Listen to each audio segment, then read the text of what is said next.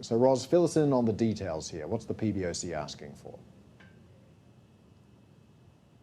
So pressure really ratcheting up now on Ant with more details about what regulators want. And the PBOC summoned Ant executives and basically said, yes, it has to refocus on its payments business, which is, of course, the business that it started from, and also come up with a timetable and proposals to overhaul its businesses. It's saying that essentially there has been a move away from its payments businesses, and it was blasted over corporate governance issues, over its disdain towards regulatory requirements, and Ant was also accused of hurting its consumers and also using its market dominance to exclude rivals from the business as well. However, authorities did actually not mention that they were going to ask for the company to be broken up. Now, this focus on payment services could actually throttle growth because payments is still a huge part of Ant's business, but consumer loans and wealth management are proving to be the most lucrative,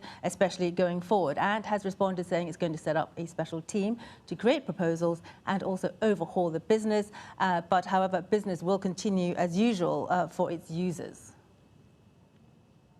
Yeah, Alibaba, Ros, hasn't escaped scrutiny either. Regulators summoned Alibaba executives. What was the tone and content of that discussion?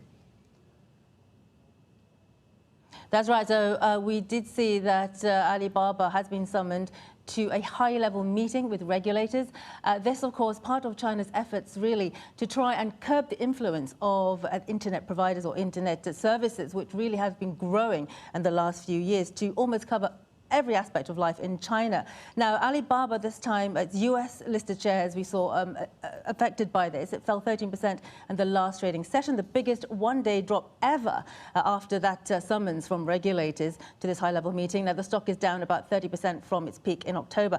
Now, this, again, is to do with anti-monopoly efforts in China as well. So companies like Alibaba, Tencent, really in the focus for Chinese regulators.